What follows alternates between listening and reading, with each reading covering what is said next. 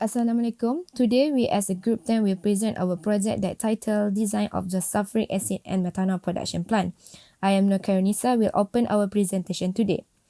As we know, exhaust gas exits from the thermal oxidizer which consists of the air pollutants such as CO2, SO2 and NO2 that give us negative effects. So, our Malaysian government has introduced Clean Air Regulation 2014 to strict the emission standards of the air pollutant.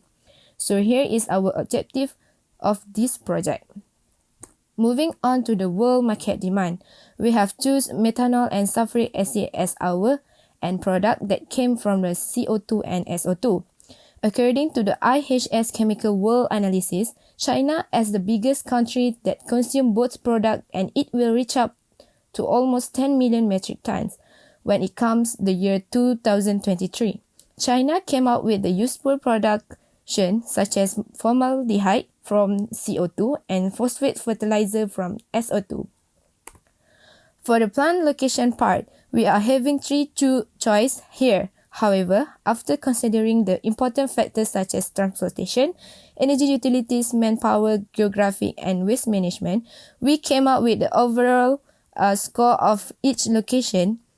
As what we can see here, Petronas Petrochemical Kerteh that focusing on the land has the highest total score of 60 if compared to the others. So, we have choose this place as our main plant location. I think that's all from me.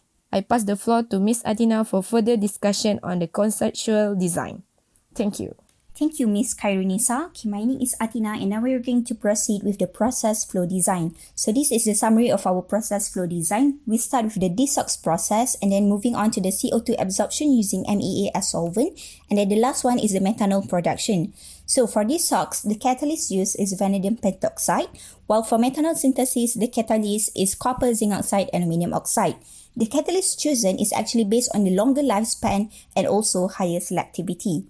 Now, moving on to the SO2 emission. Okay, after this process is in producing a sulfuric acid is made, a total reduction of 99.3% of SO2 concentration is achieved, and this obeys the CAR 2014 regulation with only 10.92 mg per meter cube concentration of SO2. Now, moving on to the heat integration section. For this project, it has been determined that only cooling utility is needed as heating utility is actually really sufficient by integrating with other streams. Thus, with this, a total of 63% reduction of total utilities used is achieved. Now, moving on to the control strategy section. So, this is the example of PNID that we made. For example, for distillation column, okay, as shown in the figure, we need to control the column pressure, the reflux flow, column temperature, and the lean solution solvent. Okay, so the detail is as shown in the slides.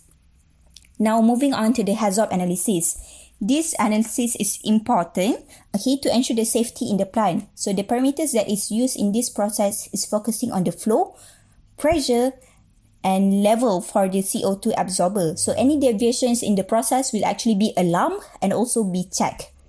Now, proceeding to the plant layout, the main focus is to separate the non-process area and the process area as far as possible. Thus, we have come up with this plan as shown in the slide. Okay, so that's all from me, and now I will pass the presentation to Mr. Kaizuran. Thank you. Thank you, Ms. Atina. Now I'm going to touch a bit on waste management. Before designing a waste treatment plant, there are steps needs to be considered. First is to identify all possible waste generated from each process. Second is to determine the law and regulations that have been set for each waste produced. And lastly is to consider the effective cost that has been set for the treatment plant. Next is I'm going to talk about the gas waste limits, where in this case we follow the Environmental Quality Clean Air Regulation 2014, where the limits is based on chemical and petrochemical limits, and this below in the slide shows the limits. Next is on liquid waste limits, where we follow the Environmental Quality Industrial Effluent Regulation 2009, where there's two standards, standard A into any inland waters within specific catchment areas based on the regulation, and standard B into any inland waters of Malaysia waters. Next, below are the parameters that we are following based on our effluent. Last is the solid waste limits, which in this case we follow the Environmental Quality Schedule Waste Regulation 2005, where the law governs all type of waste, which is for disposing, managing, storing, transporting, and also treating. And lastly, I'm going to talk on the waste that we identify for both gas and liquid. For gas, we do not need to treat, as has already been applied to the limits based on our process.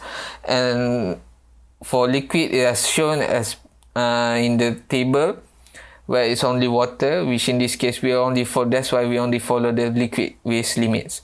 Now I'll pass it to Intan to explain on the treatment strategy that we have devised. Now, my friend Kai already explained regarding the type of waste and its limit. Hence, waste treatment strategies have to be developed in this plant design. As we know, the gas limit comply with CAR 2014 regulation as the gas produces considerably low amount of gas waste. So, we focus mainly to the influence of wastewater coming from the plant, which consists of liquid and solid waste. So, in removing the contaminants of the wastewater treatment plant facilities consist of several stages. Overall unit operations of the wastewater treatment plant strategies are divided into few levels. As you can see here, this is our overall unit operation for the wastewater treatment plant strategies. The first one is our primary treatment.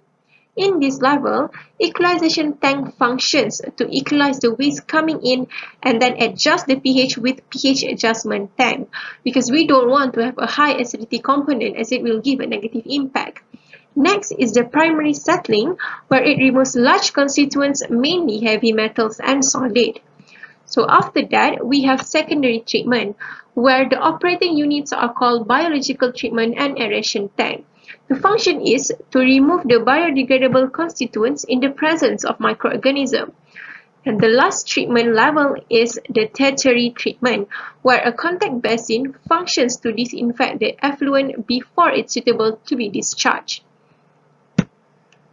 In this waste treatment, it is crucial to have a solids handling where the sludge is being treated before it is recycled back to the waste treatment plant or disposed safely. So basically, that is overall about our wastewater treatment plant strategies. Now, let's move on to process economics and cost estimation. CapEx is the addition of fixed capital investment and working capital. Fixed capital investment consists of purchase equipment cost, cost of plant, offsite investment, and contingency charges, while working capital is 20% of fixed capital costs. This table shows the installation cost of each major and minor equipment, which total up to 158 million ringgit, where the total fixed capital cost is 287 million, then gives the total of capex of 345 million. Regarding the annual operating expenditure, let's start off with the variable operating cost, which includes raw material costs and utilities costs and add up to 539 million ringgit. Then, we need to calculate fixed operating costs that consists of maintenance, operating supplies, operating labor, and others. And this total up to be 48 million ringgit, which then gives the annual operating cost of 589 million. Our revenue comes from sulfuric acid, methanol, and water produced and gives the total revenue of 738 million. And from this, we will get our gross earning to be 148 million after deducting annual operating expenditure. For our profitability analysis, we did cost estimation for our startup period, where 30% is for engineering costs, 60% is for procurement, and 10% is for remaining construction. Our depreciation for each year is calculated to be 16 million ringgit based on 20 years of plant life. Our rate of return is calculated to be 28.52%, which is way higher than our MARR, that shows our project is profitable with a payback period effective after 4 years. So, in conclusion, SOx emission from the flue gas is successfully reduced and comply with CAR 2014 limit. Sulfuric acid and methanol have been selected as the value-added product, and our Petronas Petrochemicals in Kerteh, Terengganu has been selected as our plant location. So throughout all of our plant design, process screening has been carried out on the separation process synthesis of sulfuric acid and methanol, which is the CO2 absorption with Me solvent, and desox through WSA process with vanadium oxide.